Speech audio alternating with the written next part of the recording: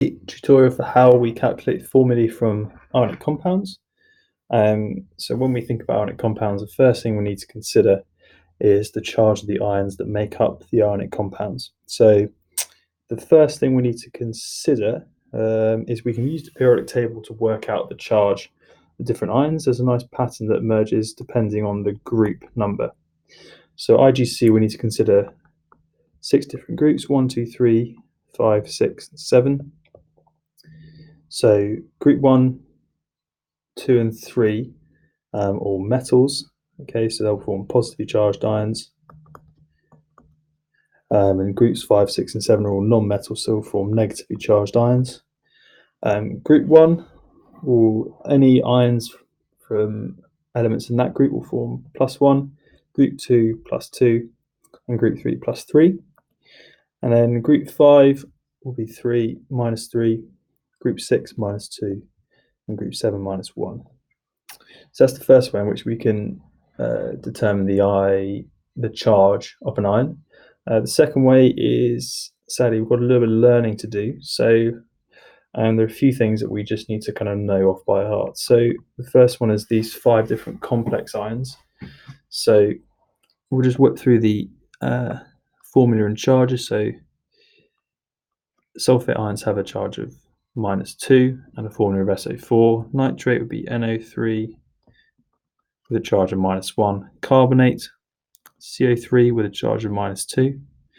Ammonium, NH4 with a charge of +1.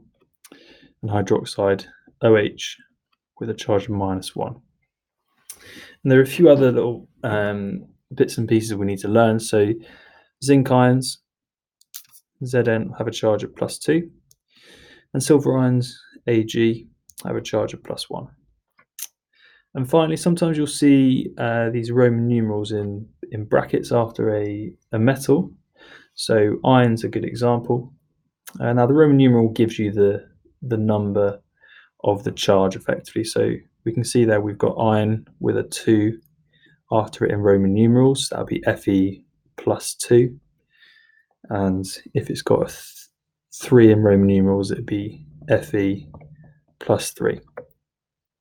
So once we are comfortable with knowing how to get the charge of ions, we need to use those ions to be able to generate the formula for an ionic compound. And in order to do this, the charges must cancel out.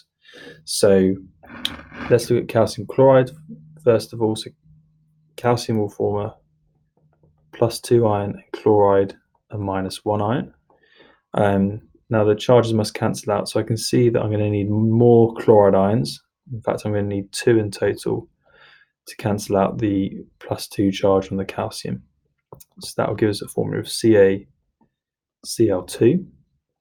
For aluminium, has a charge of +3, and oxygen a charge of -2.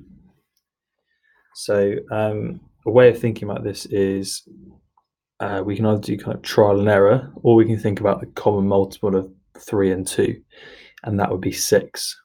And then we take that number 6 and we multiply our ions up until that number. So to get 6 from 3, we'd need 2 aluminium ions. So that overall gives us a charge of +6. For oxygen, -2, we need a multiple of 3. So that'll give us a charge of -6. And those two charges, +6 and -6, cancel each other out. So we've got Al2O3. Finally, copper nitrate. So copper, charge of +2. Nitrate ion is one of our complex ions at Na3-1. So we need a second nitrate ion to cancel out the charge on the copper. And the way we show multiple complex ions when we've got more than one is we put the complex ion formula into brackets,